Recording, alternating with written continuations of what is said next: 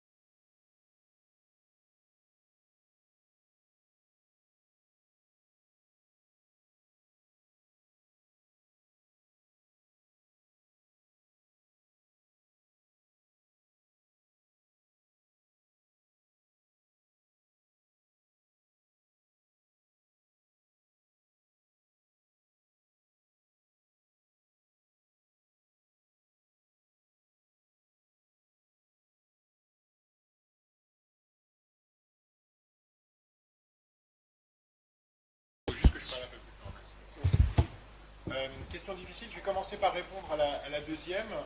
C'est chez toutes les patientes en âge de procréer, en France en tout cas. Donc, un micro. Donc, tant qu'elles ne sont pas en âge de procréer, il n'y a pas besoin de formulaire d'accord de soins. Et par exemple, chez des patientes qui ont eu une ligature des trompes ou après la ménopause, il n'y a plus besoin du formulaire d'accord de soins. Dans la mesure du possible, même lorsque la grossesse n'a pas été préparée et qu'elle est découverte alors que la patiente est encore sous valproate de sodium, aujourd'hui, on essaye, même si la grossesse est déjà entamée, on va essayer... Ah oui, ça marche mieux. On va essayer dans la mesure du possible de fractionner, de diminuer le traitement, voire si possible de l'arrêter. Ce n'était pas la stratégie qu'on avait il y a quelques années, mais maintenant on a cette stratégie-là. Bien sûr, si dans l'histoire c'est possible, parce que il y a aussi un certain nombre de patientes, je crois qu'il faut distinguer deux situations. La situation où finalement le valproate a été prescrit précocement dans l'histoire de la patiente, sans avoir essayé d'autres molécules, et donc on peut espérer en effet que d'autres molécules vont être efficaces. Et à ce moment-là, vraiment, il faut le faire. Chez une patiente qui aurait une histoire déjà extrêmement complexe et où le valproate était le dernier recours, à ce moment-là, ça va être évidemment beaucoup plus difficile, il faut peser le rapport bénéfice-risque et on va d'abord essayer de fractionner les doses et de diminuer les doses, mais pas forcément de l'arrêter, bien évidemment. Ok, merci. Alors, une question, docteur Chouaib, qui demande à Rima Nabout, quel bilan minimal à faire en présence d'un syndrome de West à neuroimagerie normale?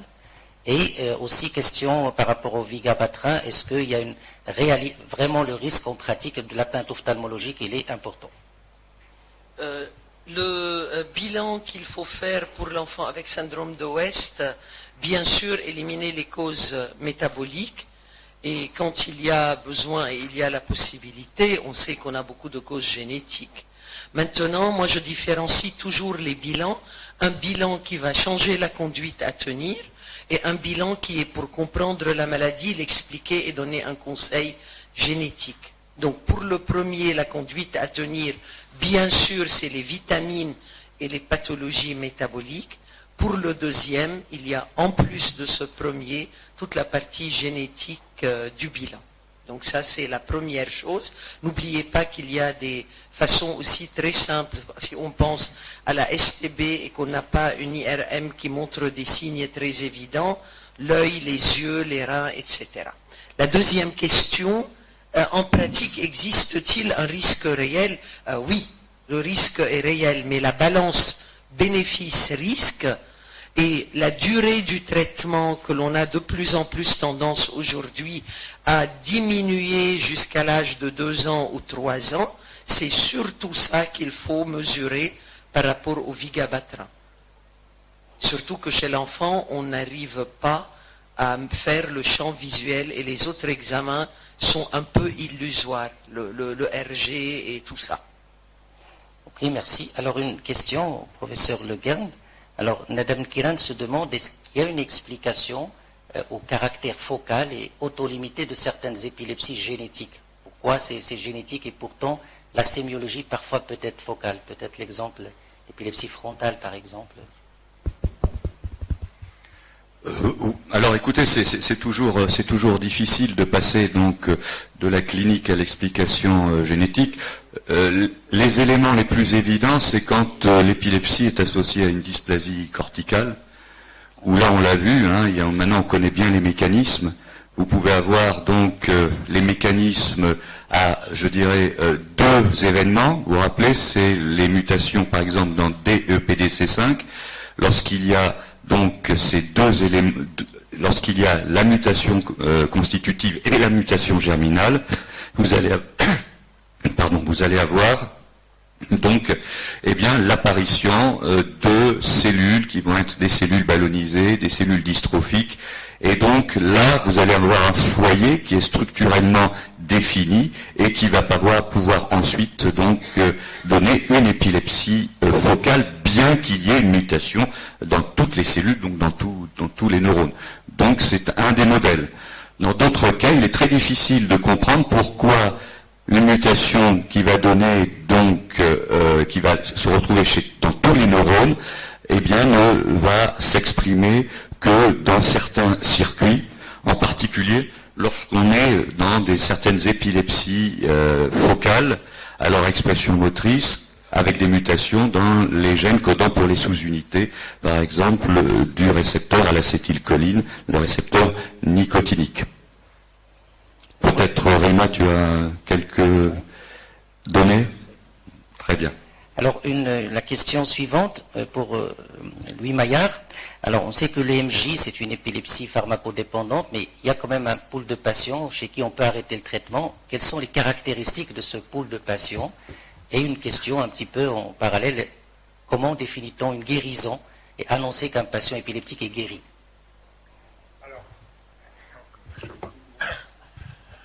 Donc, arrêter le traitement antiépileptique chez certains patients de EMJ, oui, c'est possible. Il y a eu un papier qui est paru il y a 2-3 ans sur une cohorte qui avait été suivie très longtemps ayant une EMJ, et les résultats de cette cohorte, c'était qu'environ 25% des patients étaient sans traitement et libres de crise. C'est en général après la 4e décennie, c'est-à-dire entre 40 et 50 ans. Donc en pratique, quand on annonce un diagnostic de EMJ à un patient et qu'il nous dit « est-ce que je pourrais arrêter un jour le traitement ?» Si on lui dit qu'il a 15 ans, oui, certainement, après 40 ans, ça ne change pas trop, ils ont du mal à se projeter au-delà de quelques années, Mais en tout cas, c'est possible. J'irai même plus loin, il y a certains patients avec des EMJ pour lesquels il n'y a peut-être même pas besoin d'introduire un traitement, ou qui vont se manifester uniquement par des myoclonies, ou bien qui vont faire une crise généralisée tonico-clonique, quelques myoclonies, et cette crise généralisée tonico-clonique, elle était précédée, quand on les interroge bien, par des salves de myoclonie. Et chez ces patients-là, par exemple, on peut très bien avoir simplement un petit traitement phasique, en leur disant, quand vous repérez que vous faites des salves myocloniques, vous prenez un petit peu de benzodiazépine, un peu de clobazam, pendant un jour ou deux, et une fois que cette salve est passée, une fois que les facteurs qui ont conduit à faire cette salve de manque de sommeil, de fatigue est passé, eh bien vous arrêtez. Donc le traitement n'est pas toujours obligatoire dans les EMJ, et certainement il peut s'arrêter. Mais chez quelqu'un à qui on a eu du mal à équilibrer l'EMJ, c'est rarement avant 40 ans. Et les critères qui vous ont été détaillés hier dans la présentation, notamment le nombre de crises, la durée avant la rémission, la durée de la rémission, etc. Tous ces facteurs qui vous ont été détaillés dans le papier de Lamberink, qui a été présenté hier, sont des critères importants à prendre en compte. Définir une guérison chez un patient épileptique, c'est l'absence de crise et l'absence de traitement. Alors si derrière cette question-là, il y a la question de la durée, oui, je pense. Pour moi, il n'y a pas de durée, minimum ou maximum. Alors, par exemple, pour le permis de conduire des poids lourds, en France, on considère que c'est 10 ans sans crise et sans traitement. Mais à ma connaissance, c'est purement arbitraire. Et des patients qui ont été opérés, par exemple, avec des dysplasies corticales focales, au bout de 6 mois quasiment, on sait s'ils vont être guéris ou pas, parce qu'ils ont arrêté leur traitement n'importe comment, ils ne refont pas de crise. Dans les épilepsies temporomésiales avec sclérose de l'hippocampe, où la sclérose de l'hippocampe est plutôt le marqueur d'une pathologie qui est un marqueur régional d'une pathologie plus complexe, même après des années sans crise, moi j'ai du mal à leur dire qu'ils sont guéris. Donc la réponse est complexe. Ok, alors une autre question de Thomas pour Rima Nabbout. Quelle est la place et le rendement de l'électroencéphalogramme pour l'exploration des enfants qui ont un retard mental ou une hyperactivité ou un trouble neurodéveloppemental en général? Du coup, un enfant qui a un trouble qui est stable et où il n'y a pas une notion de régression, on fait actuellement, par exemple, pour vous donner une idée, des EEG dans tous les enfants qui ont des troubles du spectre autistique, et on trouve autant d'anomalies que d'EEG normaux, et on se pose la question, est-ce qu'il faut continuer à le faire, parce que c'est vraiment l'histoire clinique qui prime et qui montre une régression ou un changement dans la dynamique du développement. Parce que pour ne pas tomber dans ces points, dans ces bouffées, qui sont plus des anomalies dues à la maladie cérébrale. Et dans l'hyperactivité, c'est un peu plus, ou le TDAH dans sa globalité, et j'attire l'attention que les troubles attentionnels sont une comorbidité beaucoup plus importante de l'épilepsie absence de l'enfant sans l'agitation. Donc n'oubliez pas du tout les difficultés scolaires, les troubles attentionnels. Là aussi, tous, il ne faut pas leur faire un EEG, mais l'interrogatoire doit être renforcé avec ces enfants. Et ce que l'on cherche, en effet, ce sont en particulier, ce qui passe inaperçu, c'est une épilepsie absence de l'enfant qui a été mise sur le compte que tout le monde connaît, l'enfant rêveur, l'enfant inattentif, etc. Donc finalement, il y a le rendement, et il dépend de certains critères cliniques. Exactement. C'est encore une fois l'interrogatoire, l'histoire, l'interrogatoire. Sinon, on ne s'en sort pas parce qu'on fera des EEG pour beaucoup de gens. Et vu la quantité de EEG que l'on va faire chez des enfants avec des pathologies du développement cérébral, on aura sûrement des anomalies qui ne sont pas épileptiques et significativement à traiter. Ok, alors une question de Maria pour professeur Le Gern. En présence de cas familiaux d'une maladie d'Alzheimer avec soit un gène muté connu, soit il y a un agrégat de plusieurs cas familiaux mais sans transmission mendélienne claire, comment annoncer une information et un conseil génétique aux apparentés qui se demandent de risques encourus? Je sais que la réponse demandera beaucoup plus de temps, mais... Oui, c'est parce que c'est au cœur de ce type de des maladies neurodégénératives où on trouve soit le gène, comme vous l'avez dit, préciniline, ou l'APP, ou alors qu'on voit donc une forme familiale. Alors c'est souvent, c'est le rôle du généticien, c'est d'abord, lorsqu'on lui envoie donc un patient de ce type-là, c'est de reconstruire cet arbre généalogique. Et évidemment, on voit des clusters de patients dans ces arbres généalogiques. Alors, je pense que la situation la plus simple, c'est lorsque le gène est connu. C'est-à-dire qu'on a identifié chez un malade, un patient, la mutation dans un des 3 gènes dont je viens de vous parler. Et dans ce cas-là, on peut donc calculer un risque en fonction de la position de ce sujet qu'on appelle donc à risque par rapport donc au patient chez lequel vous avez identifié la mutation. Donc on peut lui donner un risque, on peut d'abord affirmer le mode de transmission de la maladie, donc de ce mode de transmission vous allez lui donner un risque. Alors comment lui annoncer ce risque? Eh bien je pense que c'est toute la mission du généticien et je dirais toute la difficulté de son travail. Et c'est surtout de voir, en gros, quelles sont les connaissances de ce sujet à risque qui pose la question, quelles sont les connaissances sur donc l'hérédité, les modes de transmission et ce qu'est une maladie héréditaire. Et souvent on se rend compte qu'il va falloir donc expliquer quasiment depuis le début. Donc une consultation de conseil génétique, c'est souvent 1 heure, 2 heures. pour bien faire comprendre donc à ce sujet à risque, donc quel va être son risque, et puis surtout ensuite lui proposer une conduite à tenir. Et donc dans ce cadre-là, vous savez que ce sujet à risque va donc rentrer, s'il le veut, après l'information détaillée, eh bien s'il rentre dans un protocole de diagnostic présymptomatique. Et dans ce protocole de diagnostic présymptomatique, il y a un élément important qui est le temps. Donc c'est un protocole qui demande plusieurs consultations, des consultations avec le généticien, des consultations avec le spécialiste d'organes, ici le neurologue, une consultation avec un psychologue, et même une consultation avec une assistante sociale, pour remettre le contexte donc de ce test présymptomatique dans un contexte général pour la vie du patient. Et donc, après ce type de consultation, il va y avoir une consultation où il va y avoir là quelque chose de très important, où le généticien va demander, d'une part, donc, à ce sujet à risque, s'il a bien tout compris et s'il y a encore des questions, parce que dans cette consultation, il va y avoir la décision de faire ou pas le test présymptomatique, et cette décision revient évidemment au sujet à risque. Et une fois que cette décision est faite, il y a le prélèvement, puisque vous connaissez le gène et vous connaissez la mutation, donc le laboratoire va pouvoir identifier ou pas ce variant dans le gène considéré. Et donc à cette consultation, eh bien, on va donner tout de suite la deuxième consultation de rendu de résultats, et ce délai va être annoncé au laboratoire parce qu'on va savoir que l'on a par exemple un mois pour donner le résultat. Et il faut que le résultat soit prêt dans ce laps de temps quand le sujet à risque, donc qui a donc accepté, qui a demandé ce diagnostic présymptomatique, revient en consultation de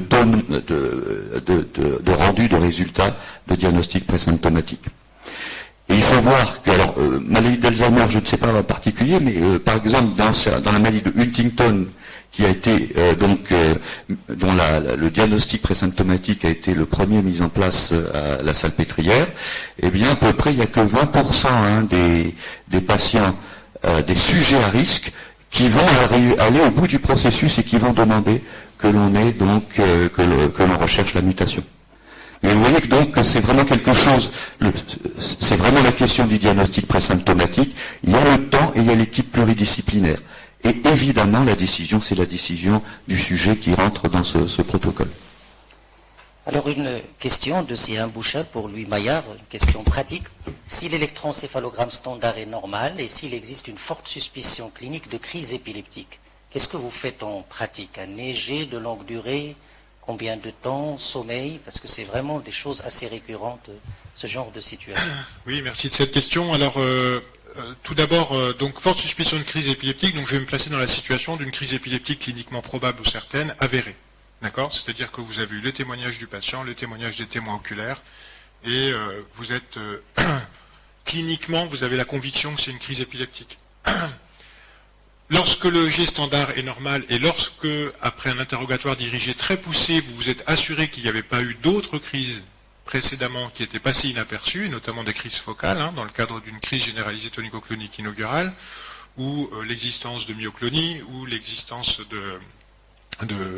d'épisodes d'absence chez un adolescent, par exemple, ou un enfant. Enfin, un enfant, ça ne se révèle pas par une crise généralisée tonico-clonique, mais on va dire chez un adolescent. Ah oui, non, je me plaçais dans le cadre de l'épilepsie absence de l'enfant classique, bien sûr. Parce que, ouais. Donc vous allez effectivement rechercher des arguments pour éventuellement débuter un traitement antiépileptique précoce. C'est-à-dire associer soit à un diagnostic syndromique, soit à un risque de récidive supérieur à 60%, ça vous a été dit, dans les 10 ans. Et donc effectivement, le EEG de longue durée avec du sommeil est extrêmement utile, et vous le saviez déjà chez l'enfant, mais c'est vrai également chez l'adulte. Il y a dans toutes les épilepsies, qu'elles soient généralisées ou focales, chez l'adulte, le sommeil active les pointes, ou fait apparaître les pointes. Donc, qu'est-ce qu'on fait nous à Nancy? C'est que dans un premier temps, on programme un EEG dans le cadre d'une hospitalisation de jour. Un EEG de quelques heures. Ils ne sont même pas privés de sommeil. On fait comme les pédiatres, c'est pas après le biberon, c'est après le repas de midi. Donc en fait, on les colle, on leur fait prendre leur repas, et ensuite on les laisse pendant que 3 heures, juste après le repas. Et dans 80% des cas, on a du sommeil. Et avec une rentabilité qui est donc liée au fait qu'on va enregistrer du sommeil et qui est liée au fait qu'on allonge évidemment la durée d'enregistrement. Et ça, c'est extrêmement rentable. Et on avait fait une étude récente, il y a quelques années qui malheureusement on n'a pas publié. Et c'est même plus rentable, et là c'était même plus rentable que l'EEG précoce standard fait dans les 24 heures qui suivent la crise. Donc oui, il faut faire un EEG de sommeil et sous la forme d'un EEG de longue durée. Et vous n'avez même pas besoin de faire une privation de sommeil avant. Et si ça c'est encore négatif et qu'on a quand même une forte suspicion, on va aller sur des enregistrements encore plus longs de 24-48 heures avec des privations de sommeil. Mais simplement déjà un EEG de 3 heures, où le patient est branché avant midi, il est collé avant midi, ou simplement vous lui posez le casque, il mange et vous le branchez juste après le repas, c'est extrêmement rentable. Je conseille de le faire. Dans le même sens d'idée pour Imane Bout, alors quel intérêt de l'EEG au décours d'une crise fébrile simple, on n'en a pas parlé, et est-ce que la récurrence de crise fébrile simple serait une indication à traitement antiépileptique? Je fais très court, non. Oui, ça vous va? Oui, pourquoi pas? Non, ce qui est important, c'est vraiment la question de la récurrence des convulsions fébriles. Encore une fois, je ne vais pas revenir sur la discussion. Rappelez-vous que les convulsions fébriles, quand on ne veut pas mettre de traitement, il y a une possibilité de récurrence chez à peu près 30% des cas, qui peut exister plus dans des cas familiaux où il y a une récurrence. La durée de la crise reste importante. S'il a commencé avec une crise d'1 minute et après les crises sont longues, donc si ça reste des convulsions fébriles simples, il n'y a pas d'indication de traitement. Après, il n'y a jamais de jamais, dans le sens, il y a quelques enfants, quand ils font beaucoup de crises, et comme on parlait hier de la comorbidité, on n'a pas parlé assez de l'impact. Si cet enfant ne peut plus être regardé par la grand-mère qui est seule, si cet enfant ne peut plus aller à l'école, à la maternelle, etc., il peut y avoir une discussion, mais là je parle d'un enfant qui fait une crise tous les mois ou tous les 15 jours, mais pas celui qui fait 2 crises par an. Donc, récurrence classique de crise fébrile simple, pas de traitement. Ok, merci. Alors une question de Zahabiro sur le gain. Quel est brièvement un peu l'état des lieux de la recherche pratique des gènes protecteurs contre des maladies neurologiques? Comment faire une réponse simple à cette question qui est, je pense, le fil rouge de beaucoup de recherches aujourd'hui. Alors, les gènes protecteurs contre les maladies neurologiques, je pense que on peut émettre l'hypothèse que chaque maladie neurologique peut avoir des gènes protecteurs, mais il n'y a pas de gènes protecteurs pour toutes les maladies, les maladies neurologiques. Alors, je pense qu'il y a quelque chose d'important, c'est savoir comment on peut mettre en place des systèmes qui permettent d'identifier ces gènes. Alors, il faut savoir que, vous le savez, que les maladies neurologiques, pour un gène donné, il va y avoir des variabilités de l'âge de début et de la sévérité d'un individu à l'autre. Donc l'idée, c'est de se trouver d'abord ce qu'on appelle les gènes modulateurs ou modificateurs du phénotype. Et comment peut-on faire? Bien, le plus simple pour les généticiens, je vous l'ai déjà dit, famille je vous aime, c'est de collecter, par exemple, famille d'Alzheimer, on a parlé d'Alzheimer, de très très grandes familles d'Alzheimer, où on va trouver cette variabilité de l'âge de début et de la sévérité.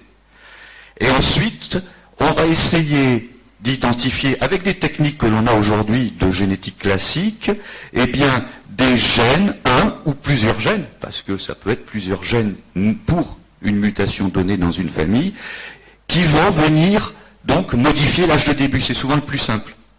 Et donc on a des techniques qui vont permettre d'identifier ces gènes modulateurs du phénotype. Alors vous voyez qu'on n'est pas tout à fait aux gènes protecteurs du phénotype, mais si vous trouvez des gènes qui sont associés à des âges de début très très tardifs, eh bien vous n'êtes pas loin du gène protecteur. C'est ça la première chose, c'est les études familiales. Et puis, vous avez aussi les modèles murins. Hein. Il y a des modèles murins de maladie d'Alzheimer, d'épilepsie. Hein. Il y a des modèles murins de Dravet, par exemple.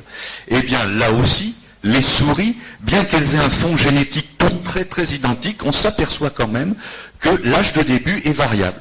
Eh bien, on va utiliser aussi les mêmes techniques de génétique pour identifier ces gènes modulateurs dans le modèle murin. Et si on en trouve un, ensuite on va l'appliquer, hein, on va prendre ce gène et on va voir s'il est aussi modulateur dans les grandes familles, dans les grandes familles d'Alzheimer, dans les grandes familles d'ataxie, dans les grandes familles de SLA. Hein. Donc on passe, soit il y a l'étude des formes familiales, mais il faut une grande collection de plein de familles très bien étudiées phénotypiquement. Là, on revient à la clinique. Hein. Ou alors, on passe par le modèle murin, et puis on revient avec des gènes candidats pour les tester dans les grandes familles. Vous voyez à peu près les deux approches. Hein. Mais pour l'instant, je dois dire que, il n'y en a pas beaucoup hein, qui sont sortis. Hein. Donc, voilà. Hein. Mais c'est des travaux qui sont en cours. Hein. Et je pense que ce qui est important, c'est une collection de grandes familles vraiment étudiées phénotypiquement de façon très précise pour avoir de bons âges de début, hein, en particulier. Et donc, je pense que ça doit se faire au plan national, voire international, surtout si on est dans des maladies rares. Hein. Alors une question, Louis Maillard, par rapport aux épilepsies idiopathiques, au suivi des épilepsies, disons, idiopathiques, est-ce que le devenir neuropsychologique est toujours bon, entre guillemets, ou est-ce qu'il y a une entité qui donne plus de troubles par rapport à d'autres? Merci pour cette question qui est passionnante. On s'intéresse beaucoup à ça et je dirais que en dehors du devenir, il y a aussi même le statut neuropsychologique au moment du diagnostic en fait, dès le diagnostic.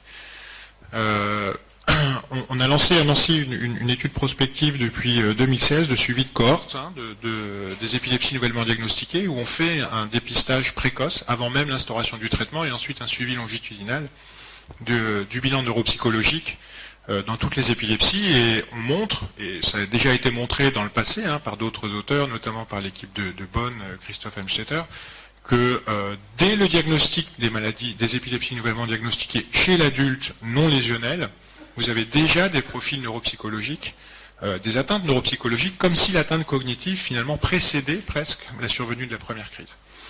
Alors quels sont-ils dans les épilepsies généralisées idiopathiques ? Ça a été rappelé récemment dans la très belle revue de la commission de classification, hein, qui est signée par d'ailleurs Edouard Hirsch, qui est paru en 2021.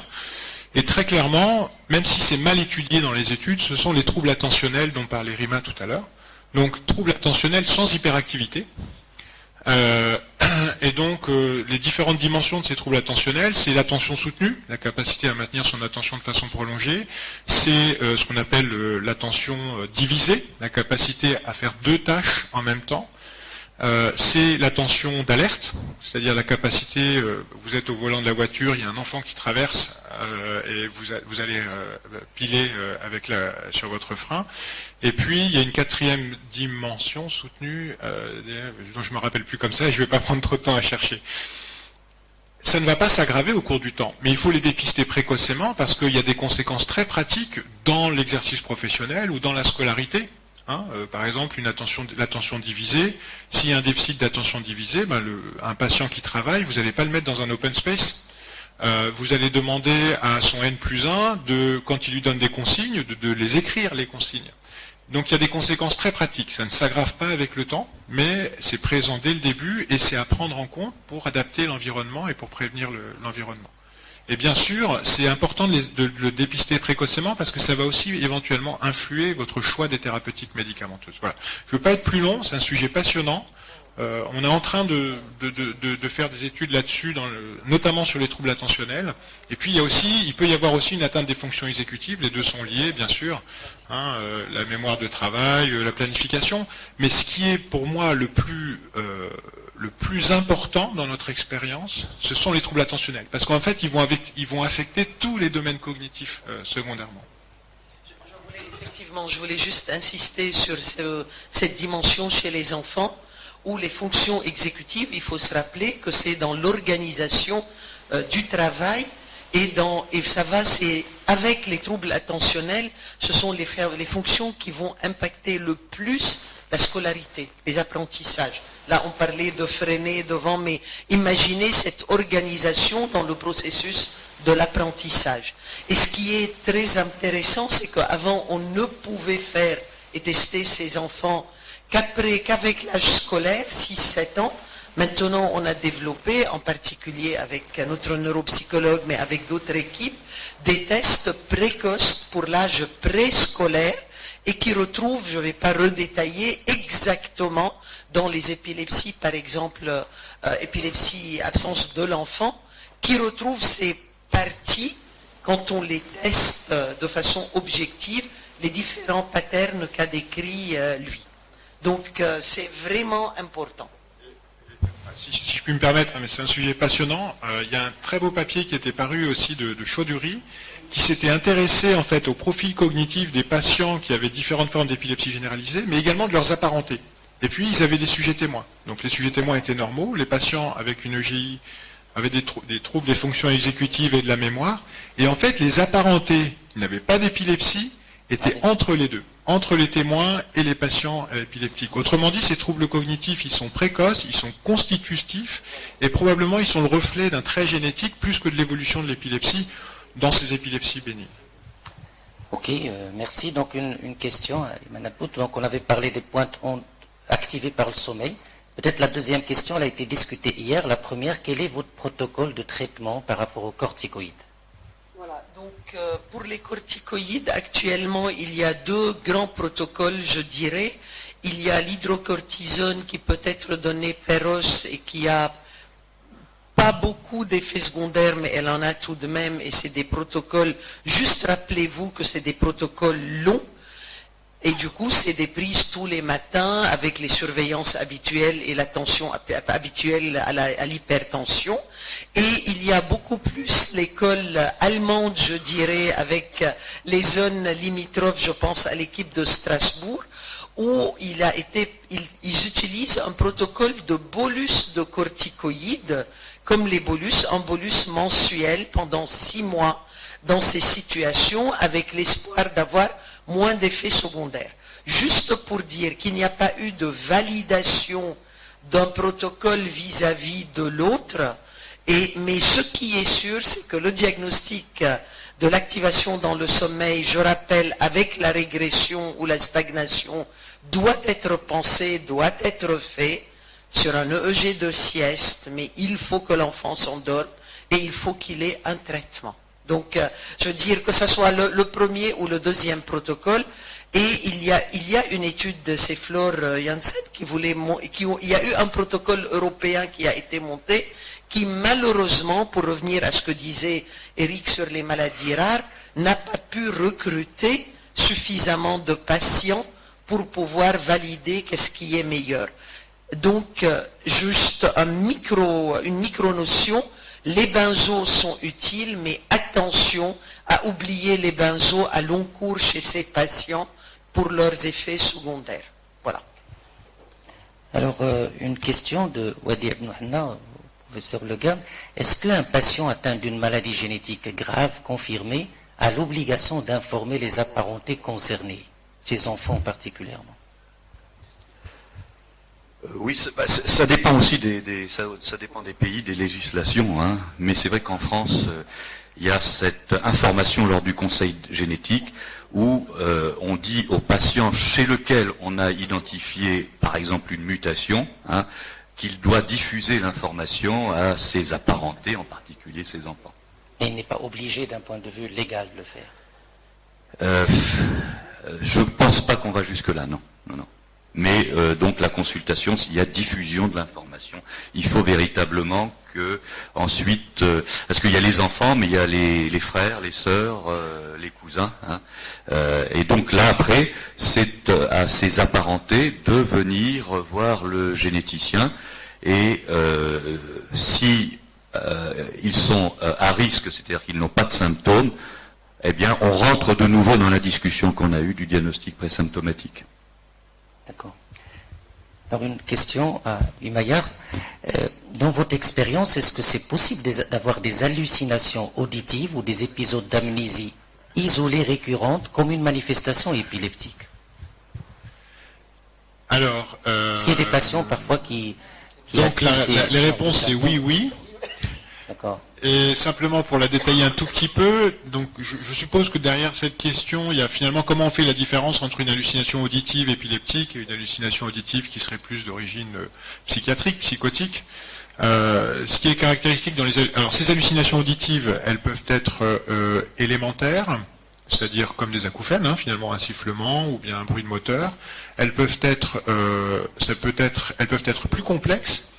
Ça peut être des voix, un brouhaha de personnes, et elles peuvent aussi ne pas être des hallucinations, mais des illusions, c'est-à-dire des impressions d'éloignement, de rapprochement des sons.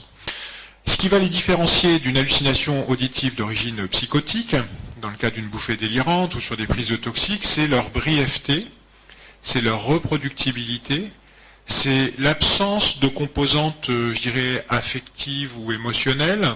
Dans une hallucination auditive d'origine psychotique, avec une voix par exemple, ça va être une voix qui va être soit bienveillante, soit malveillante. Il va y avoir des thématiques soit de persécution ou bien des thématiques de mystique. Dans les hallucinations auditives, même complexes, épileptiques, ça va être généralement un petit générique ou bien un brouhaha mais indistinct de voix. Et c'est extrêmement bref, et c'est extrêmement reproductible. Et troisièmement, vous allez souvent avoir un cortège d'autres symptômes quand même qui vont accompagner ces hallucinations auditives. Des phénomènes vestibulaires par exemple, des phénomènes neurovégétatifs, une rupture de contact. Si c'est à gauche, comme vous êtes dans le gyrus de l'échelle dominant, vous allez avoir des troubles phasiques après. Les épisodes d'amnésie isolée récurrente, c'est le transient épileptique amnésia, qui est en fait une forme de révélation d'une épilepsie temporale nouvellement de novo du sujet du senior et du sujet âgé.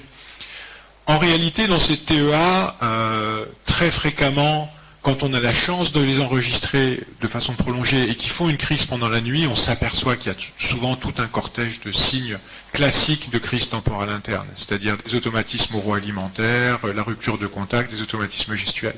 C'est simplement que, comme c'est discret, très souvent, et que c'est sur des personnes un peu plus âgées, la durée de l'amnésie post-critique et de la confusion post-critique va être un peu plus longue et ça va être le symptôme qui est le plus visible pour l'entourage. Donc c'est un mode de révélation plus qu'une forme clinique exhaustive, je dirais, de ces épilepsies. Mais dans un cas comme dans l'autre, les réponses c'est oui. Alors une question à Imane Apout, aussi à Humayar, un peu d'électrophysiologie. Alors quel est le pattern électrophysiologique d'une crise atonique? Est-ce qu'il y a toujours des phénomènes positifs au niveau du cortex, ou c'est plutôt un aplatissement? Et quels sont les muscles à enregistrer en présence de contexte de spasme ou crise atonique et myoclonie? Je vais commencer par la deuxième question. Hier, on en a parlé pour le groupe qui était avec nous. Le MG, dans toutes les manifestations motrices, je vous ai un peu montré comment il nous permet vraiment de différencier entre le spasme, la myoclonie et l'atonie. Et c'est très très important d'avoir le muscle, enfin les électrodes de l'EMG qui sont en rapport avec le mouvement. On ne met pas l'électrode de l'EMG si on veut enregistrer des myoclonies palpébrales ou des clonies au niveau, je ne sais pas, de la commissure labiale ou une épilepsie partielle continue. Comme on enregistre pour les spasmes, ce qu'on conseille toujours, c'est de mettre les électrodes au niveau des deltoïdes au niveau des muscles postérieurs du cou. Et au niveau des autres manifestations, c'est là où on a la myoclonie. La deuxième chose que j'ai rappelée, et vraiment ce sont des choses très simples, enregistrer l'enfant assis quand il peut s'asseoir. S'il ne peut pas s'asseoir, je peux comprendre, même maintenez-le assis s'il ne peut pas s'asseoir, parce que la chute de la tête, quand on est allongé, on ne va pas la voir, la petite chute de la tête ou le petit mouvement de spasme.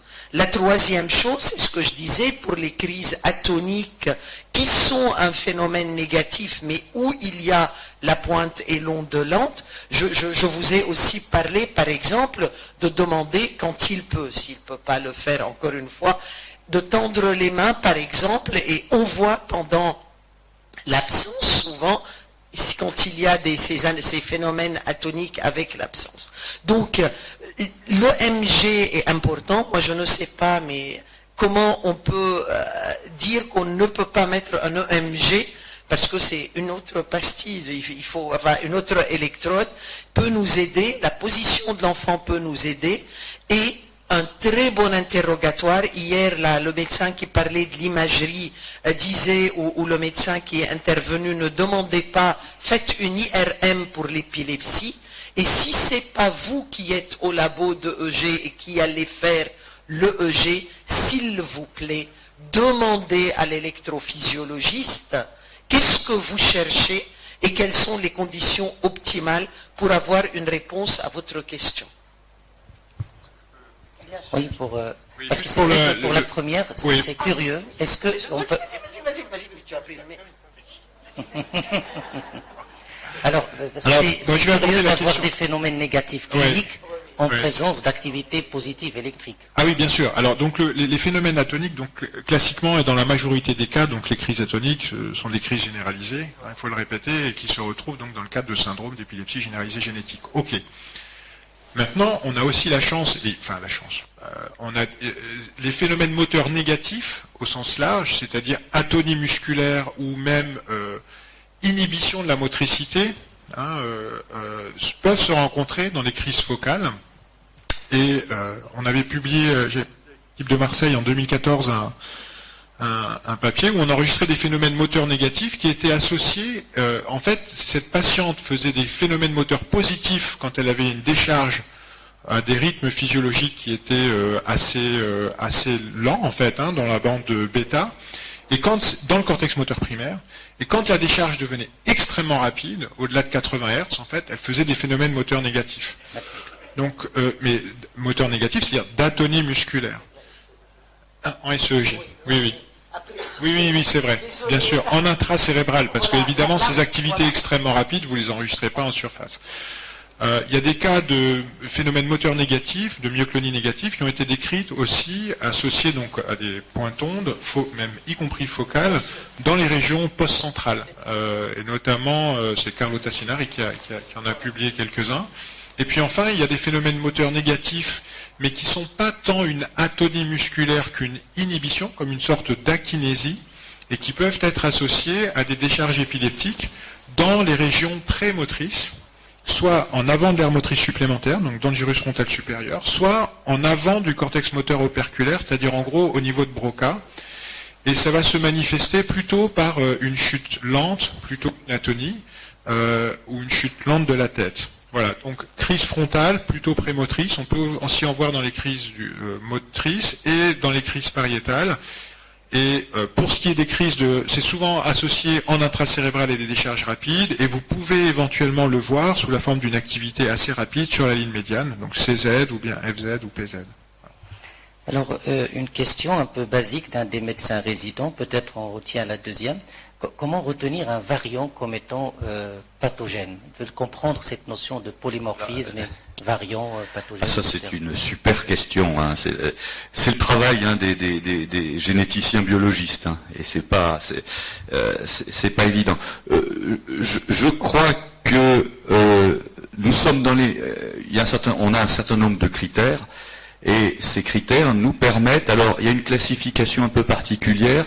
Alors, d'une part, on ne parle plus de mutation en génétique maintenant, en génétique humaine, on parle de variants. Et alors, les anciennes mutations, maintenant s'appellent les variants probablement pathogènes ou le variant pathogène. Donc, quand on vous renverra un certain nombre de comptes rendus de vos patients, ne soyez pas surpris par ce vocable. Ensuite, donc il y a la classe 5, c'est le variant pathogène, la classe 4, c'est le variant probablement pathogène, et c'est ces variants, en gros, qui correspondent à ce qu'on appelait avant les mutations. Et puis il y a le variant de classe 3, on en a parlé déjà, ce sont les variants de signification inconnue. C'est-à-dire que le généticien, et quand il fait l'étude de ce variant, il y a un certain nombre de critères qui sont en faveur de sa responsabilité, mais il n'a pas tous les critères. Donc ce variant de signification inconnue, ce n'est pas ce qu'on appelait une mutation et ne peut pas être utilisé pour un conseil génétique et voire un diagnostic présymptomatique ou diagnostic prénatal. Alors, vis-à-vis de ces variants de signification inconnue de classe 3, il y a des politiques différentes d'un laboratoire à l'autre. Certains des laboratoires rendent ces variances de signification inconnue et d'autres pas. Notre laboratoire en particulier ne rend pas les variantes de signification inconnue parce que on s'est aperçu que dans un nombre non négligeable de cas, des variants de signification inconnue deviennent à terme des mutations. Et donc on peut faire après du diagnostic présymptomatique, prénatal, etc. sur des VSI. Il y a en 2015 une grande étude américaine qui a montré qu'il y avait jusqu'à 30% de dames qui avaient eu des mastectomies bilatérales sur des variants de signification inconnues. Donc vous voyez le problème. Donc notre politique au laboratoire à la Salpêtrière, nous ne rendons pas les VSI, variants de signification inconnue. Et puis ensuite il y a les classes 2 et 1, c'est-à-dire des variants que l'on sait bénins. Alors quels sont les grands critères pour classer ces variants? On est dans les maladies rares, il y a déjà la fréquence. Si vous avez un variant qui fait 1% dans la population d'où est issue la famille, c'est vraiment pas un variant pathologique, puisque comme on s'intéresse aux maladies rares, les variants, ils sont extrêmement rares. C'est 1 sur 100 000, 1 sur 1 million. Donc il y a la fréquence. Deuxièmement, il y a le type de variant. Vous êtes dans une maladie où le gène, vous savez qu'il est soumis à des variants perte de fonction. Donc si vous identifiez chez votre patient un beau codon stop, le codon stop, vous savez très bien que ça vous amène à une perte de fonction. Donc vous voyez que c'est un argument fort pour le classer en classe 4 ou 5. Il y a aussi quelque chose d'important, c'est est-ce que votre variant s'égrège dans la famille avec la maladie? Et ça, le message, c'est quand vous pouvez, il faut envoyer le plus de patients possible de la maladie. Parce qu'imaginez que votre variant, qui est très rare, que vous pensez qu'il est atteint et qu'il s'égrège chez 2 patients mais pas chez les 2 autres, vous pouvez dire que c'est pas celui-là. Donc il y a la ségrégation qui est quelque chose d'important. Et puis il y a un autre argument que l'on utilise beaucoup, c'est est-ce que ce variant, il est conservé lors de la phylogénie? Vous savez, maintenant on a séquencé plein d'organismes. Et vous avez par exemple votre variant, où vous avez il est sur un acide aminé qui est conservé jusqu'à la drosophile. On a un raisonnement un peu déterministe, on dit, s'il est conservé depuis la drosophile, c'est qu'il sert à quelque chose. Et que si on le change, la protéine, elle va avoir un comportement différent. Donc vous voyez, c'est tous ces critères qui vous permettent de classer. Mais vous voyez donc qu'on est loin de l'intelligence artificielle encore. C'est donc le biologiste, le généticien, qui, ayant tous ces éléments en main, va pouvoir, sur le compte-rendu, vous dire, voilà, on a un variant de classe 4, c'est-à-dire probablement pathogène, ou de classe 5. Alors les classes 5, c'est souvent quand le variant a déjà été décrit dans la littérature. Là, vous voyez, c'est plus simple. Et donc là, il va être activable, c'est-à-dire que le généticien clinicien, le neurologue, l'épileptologue vont pouvoir l'utiliser pour faire du conseil génétique.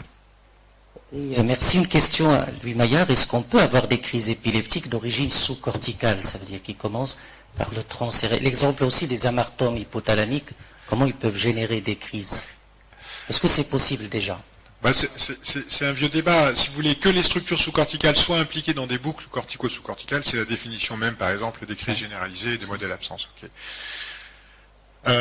Que des crises éventuellement focales puissent être générées par des structures sous-corticales, c'est possible, mais dans le cas de l'amartome, comme dans le cas des hétérotopies nodulaires périventriculaires, en fait, c'est des structures sous-corticales qui sont anormales. C'est-à-dire c'est la persistance d'un tissu embryonnaire qui n'a pas migré et qui a établi des connexions anormales avec les régions corticales. Donc, dans le cas des amartomes et des hétérotopies, pour répondre très clairement, oui, c'est possible, en sachant qu'on peut avoir des crises qui démarrent dans ces structures, ou bien des crises qui démarrent dans les régions corticales, ou des crises qui démarrent dans les deux structures, de façon simultanée. Dans les régions sous-corticales physiologiques, je dirais les noyaux gris centraux ou le tronc cérébral, ma conviction c'est non, elles sont impliquées dans des boucles cortico-sous-corticales, mais je ne pense pas que qu'on ait pu prouver, en tout cas chez l'homme, que des crises étaient générées dans ces structures. Alors une question à Imane Bout par rapport aux EMP, parce que souvent on met du Keppra avec comme une mauvaise tolérance psychique. Est-ce qu'il y a une molécule à privilégier dans cette classe d'épilepsie? La question n'est pas simple parce qu'on sait que dans les EMP, souvent les patients présentent une dégradation. Nous, on a tendance à utiliser pas mal le régime cétogène, plus que les molécules. Bien sûr, il faut essayer les molécules, que ce soit le Keppra, le valproate. Et la deuxième chose, n'oubliez pas que dans beaucoup de situations, il peut y avoir des composantes non épileptiques dans ces EMP aussi, dans certaines des étiologies, et des traitements comme le notropil, des traitements qui sont à visée myoclonie non épileptique, entre guillemets, peuvent être utilisés en adjonction. Mais en particulier, on fait, surtout quand ils sont à l'état où ils deviennent vraiment je parle des grands enfants, on utilise beaucoup le régime cétogène qui peut vraiment aider. Alors une question, c'est moi qui l'a posée en fait, parce que j'ai eu l'expérience avec un patient en fait, dont le père était touché d'une maladie d'Huntington, et lui il ne veut pas faire bien sûr la mutation, mais il veut savoir est-ce qu'on peut faire un diagnostic prénatal et préimplantatoire. Est-ce que c'est très difficile à mettre en place, par exemple, dans un pays comme le Maroc? Est-ce que ça demande une technicité particulière Oui, le préimplantatoire, ça demande vraiment une technicité particulière. Il faut savoir qu'en France, il y a un nombre extrêmement limité de laboratoires de génétique moléculaire qui font du diagnostic préimplantatoire. Sur l'île de France, eh bien, il y a un laboratoire qui est le laboratoire à Necker, qui fait du diagnostic préimplantatoire. Nous, à la Pitié-Salpêtrière, nous ne le faisons pas. Et c'est un peu comme ça dans toutes les régions. Il doit y en avoir, je pense, j'ai pas fait, mais il doit y en avoir 5 à 6. Voilà. Parce qu'il faut le diagnostic préimplantatoire. Il y a toute la partie biologie de la reproduction qui est déjà importante, c'est-à-dire suivre vraiment le couple et la femme du couple. Et puis ensuite, il va falloir faire un diagnostic sur très très peu de cellules, tout au début de l'embryon. Donc, alors évidemment, on a les techniques PCR, mais c'est extrêmement délicat. Et donc, peut-être sur le Maroc, il faut imaginer que dans un futur proche, il y ait peut-être une équipe qui se lance dans ce type de diagnostic préimplantatoire. Vous avez des équipes solides et il faut voir donc une équipe donc prend en charge ce DPI et travaille en réseau avec les autres laboratoires de génétique. Je pense que c'est important parce que c'est ce qu'on fait nous, on travaille en réseau et souvent on a des coups de fil de nos collègues de Necker qui prennent en charge donc un couple pour un diagnostic préimplantatoire et ils vont nous demander par exemple pour mettre en place le test de leur fournir par exemple l'ADN du cas index qu'on leur envoie parce qu'il faut savoir que c'est toute une mise au point pour chaque mutation. Donc vraiment, je pense que c'est vraiment très, très délicat et que ces centres ne peuvent pas se multiplier. Alors, peut-être une dernière question, Louis Maillard et Rimane Bout, c'est une question basique. Salma Belkhadar se demande, dans votre pratique, est-ce que vous préférez des enregistrements à travers des électrodes tampons, cupules ou des casques précablés? Je pense que les trois techniques fonctionnent. Très clairement, les tampons, c'est pour du court terme. Vous n'allez pas faire des enregistrements de longue durée avec des tampons, parce que tout simplement, ils se dessèchent. La cupule, c'est clairement le plus approprié pour des enregistrements de longue durée, de quelques heures à plusieurs jours, dans lesquels vous avez une pâte que vous pouvez régulièrement remettre en fait, hein, et donc c'est ce qui est le plus adapté pour les enregistrements de longue durée, à condition évidemment de ne pas avoir à mettre trop d'électrodes sur la tête. À Nancy, on fait des enregistrements de longue durée à haute densité, donc avec plus de 76 électrodes, et on les colle. Mais il faut savoir que ça mobilise une, voire deux techniciennes pendant 3 à 4 heures. Donc derrière, il faut en faire quelque chose, parce que sinon c'est vraiment pas rentable. Les casques pré-câblés, alors chez l'enfant avec des tailles de tête différentes, ça peut être un peu problématique. Chez l'adulte, ça marche très très bien. Moi j'ai une petite prévention sur les casques pré-câblés pour des enregistrements de très longue durée aussi. Mais je sais qu'il y a des centres qui le font. Par exemple à Rennes, ils utilisent des casques pré-câblés pour plusieurs jours, pour des enregistrements de longue durée, et ils en sont satisfaits, donc il n'y a pas de raison de ne pas les croire. Oui, moi, je ne vais pas ajouter beaucoup que de dire juste pour les casques aujourd'hui. Il y a beaucoup de développements de tailles différentes et c'est vrai que pour leur mise, c'est important. Et je voulais juste noter la haute résolution on commence à la faire beaucoup, surtout dans le cadre de pré-chirurgie et de phase 1, mais c'est des techniques qui restent très spécifiques parce que derrière, c'est de la recherche. Pour le reste, on part beaucoup vers les bonnets et les choses pré-câblées parce que leur mise parfois peut être plus simple pour les enfants au lieu de positionner et de garder l'enfant pendant un moment positionné pour lui coller. Mais c'est le travail de technicien de EG, je ne sais pas s'il y en a ici, mais est un grand travail à saluer avec l'enfant en particulier quand les enfants sont dans l'agitation et nous avons de la chance et sûrement vous d'avoir des personnes qui sont extraordinaires qui font ça. On n'y pense jamais assez, mais voilà. Bah, écoutez, merci beaucoup pour cette session, pour les experts d'avoir répondu à nos questions.